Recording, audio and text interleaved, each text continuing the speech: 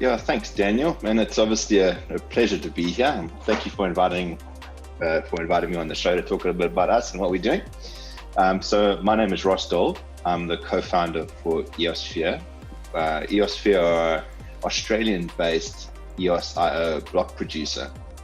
We launched our company in January 2018 and got prepared and part of the launch of the EOS mainnet, and have been running effective infrastructure and services ever since.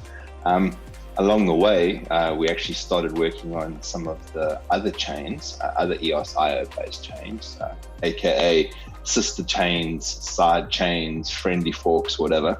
And all that, we run 9 blockchains at the moment.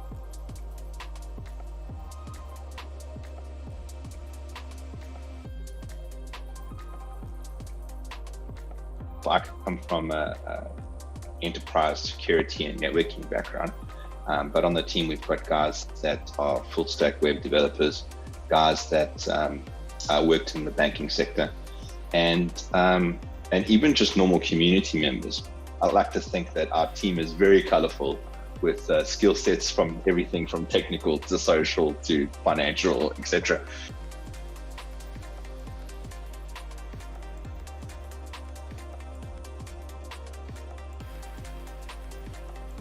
I think a lot of gaming, the interaction with blockchain is limited to just tokens and value and winning, tokens and value. But I see the real game changer, and we haven't directly built anything for it as yet for EOSPhere Dev, but it's definitely something that we're involved on the wax side of things, because we are wax block producers, is the whole trading of digital assets. And the idea that inside of a game, you can actually own a unique digital asset with unique characteristics that you can sell or in the future potentially lease. I think that's going to be the game changer. And I think that's actually why we joined Wax in the first place.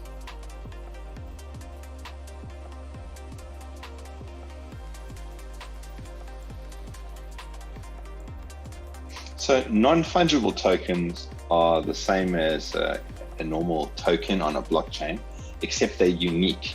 Every non-fungible token, every single token itself has a unique value and a unique property.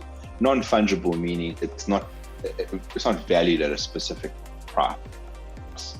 Like something that's fungible would be like, $1 note would be, worth $1, that's fungible. Non-fungible tokens can be whatever, price the market specifically puts on that one unique item. Like that's why gaming assets are so awesome for non-fungible tokens, because you and I can both have a Gandalf staff, right? But I've been playing for 100 hours and you've only just started playing, and mine's got all this magic built up inside of it, right? So mine's worth more than yours, but we'll make it better. Yours can be worth more than mine. Hey, how's that? Because your staff has got unique properties to it, it has an NFT assigned to it, and when you trade it, people know that they're getting that specific staff that has that specific magic on it. As an example, it's pretty much a sum total of a non-fungible token, a unique digital token.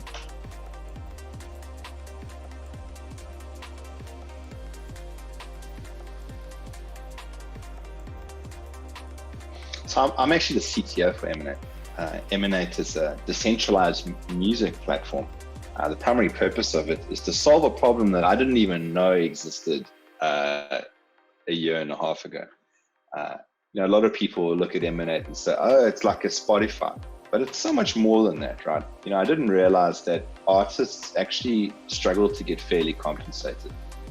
If you and I, Daniel, are in a band and we go and produce some content and put it online, it might take us ages, like years, to ever get paid, and it'll just be like fractions of a cent on a dollar sometimes, right? So Emanate aims to enable indie artists mainly at this point to be fairly compensated for people listening to their music. So as you listen to music on the Emanate platform, the artist gets paid every second. Every second they're actually clocking up you listening in real time, they actually get paid. It's got a cool token economic model where there's a stable token internal called MNX, and that binds through to Emanate, which is a EOS token. The real super duper value of Emanate comes from the automation on the contract backend. You know, a lot of times when artists want to collaborate, they have to go through reams and reams of paperwork. So what the Emanate contracts backend gives us is just you and me, A, B, to collaborate on something, agree in a smart contract what percentage we're each going to get paid when somebody listens to that song, and both digitally signing it. And that track can then get put onto the Emanate platform, and as people listen, you and I will both get paid our already agreed proportion of that song.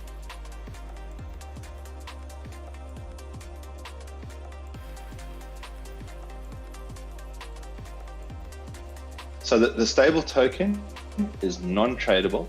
One MNX is worth 1 US cent, and that is just a mechanism for the actual platform itself to pay the artist. If the artist wants to extract any of the value that they've got from having this song on the platform, they then convert that via a gateway at market price through to Emanate. Those MNX tokens are then burnt, right? And then when you want to listen to music, you put your Emanate tokens inside. There's an inflation mechanism, obviously, and MNX tokens are minted on the inside of the contract itself. So MNX tokens are not tradable, only inside of the platform, and it's a mechanism to just ensure that it's, you know, if you're getting paid 1 cent every second, you get exactly 1 US cent, and it's only when you want to take funds out do you convert those into Emanate EMT tokens.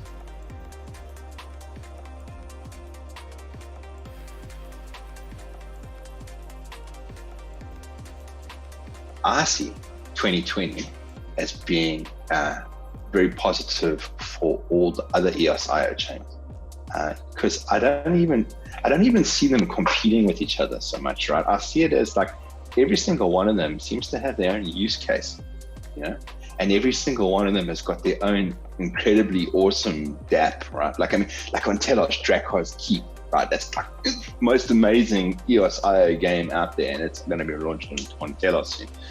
You know, and then Wax has got their amazing digital asset marketplace, and your Lynx is going to have this incredible usability that you can use it on the phone, and they've got all these cool games that are coming on.